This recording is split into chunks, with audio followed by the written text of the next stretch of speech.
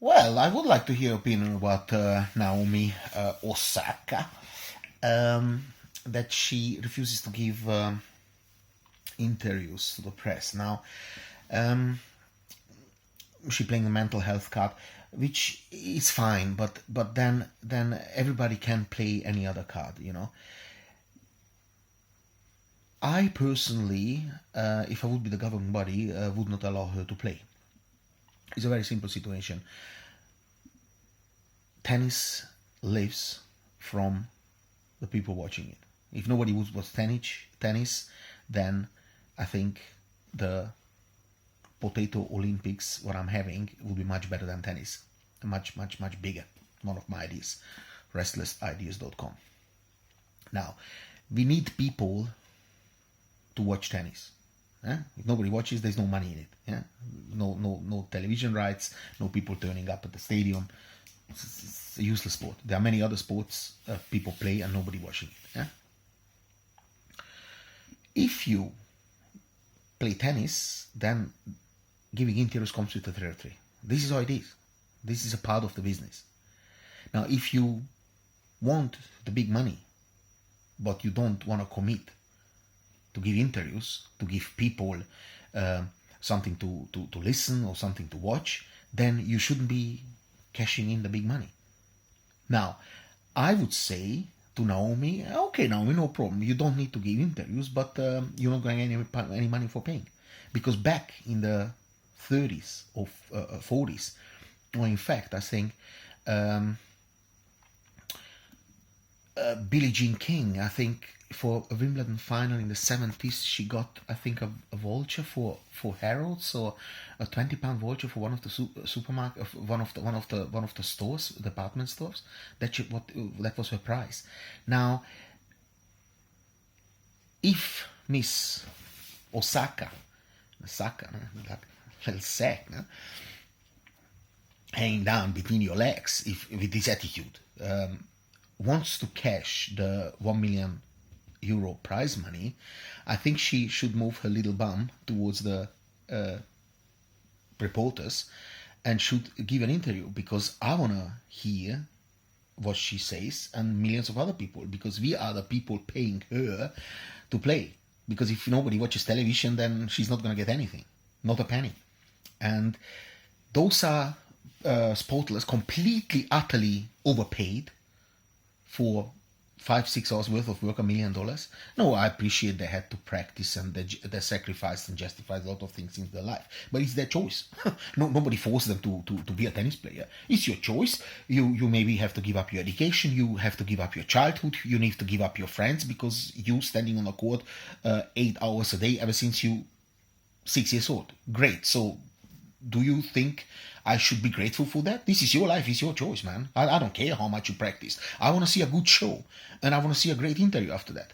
So coming with this mental health card that athletes after the interview is like kicking someone while they're down. No, not really, because even if you lose the final, you still get $500,000. Now, if someone wants to kick me while on the floor and after that gives me $500,000, kick me all day long. We're talking here about a conversation. Of course they break down in the press room because they've been beaten. Now it's a part of the sport. Emotions, luck, happiness, misery, disgusting things happening sometimes. Back in the days with McEnroe and Nastase, those were people, spitting and beating up the referee of the empire. Now, I would like to hear your opinion that now this kind of sport, and I'm really utterly disappointed by her. I mean, how can you play that card? Now, if you don't want to give interviews, my friend, you're not going to get the prize money. If you don't want to play, then go home and play with yourself. The little mosquito bites are lovely. No? I mean, seriously. I mean, how the hell can someone, a 4 times Grand Slam champion, how can she get away with this? Now, my problem is not her, really, because not really my favorite player. And yes, of course, I doubt her. I mean, yes, if you don't want to get interviewed, I doubt it. You dodgy. You like, man. And this is in your contract. This is in your contract. When you play with the tournament, you sign a contract. And interviews are, we ask the same question 1,000 times.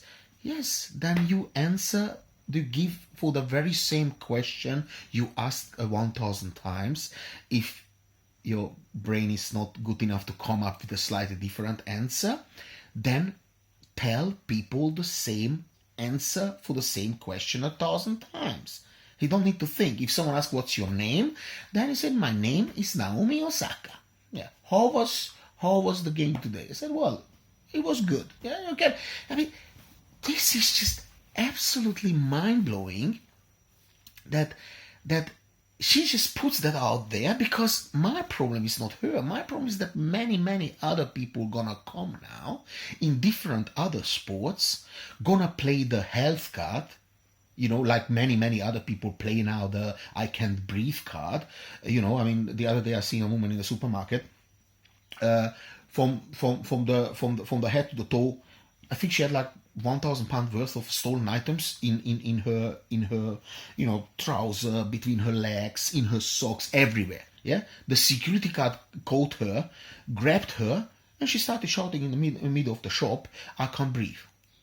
Now, of course, the security guard released her, because if she gets a heart attack in that moment or something, the security guard goes to prison for 10 years, and because he touched this woman. So the problem with this kind of playing the mental card and not getting interviews is then every single other sportler will do the same, and then we're sitting there paying a television license or subscription, and we're not getting information from our heroes, from our stars. So Naomi Osaka, get your F together, yeah, and start getting interviews. Because if you would have mental problems, you wouldn't be on the tennis court, man. You would be elsewhere. And possibly not with a tennis racket in your hand. Yeah? You know what I mean?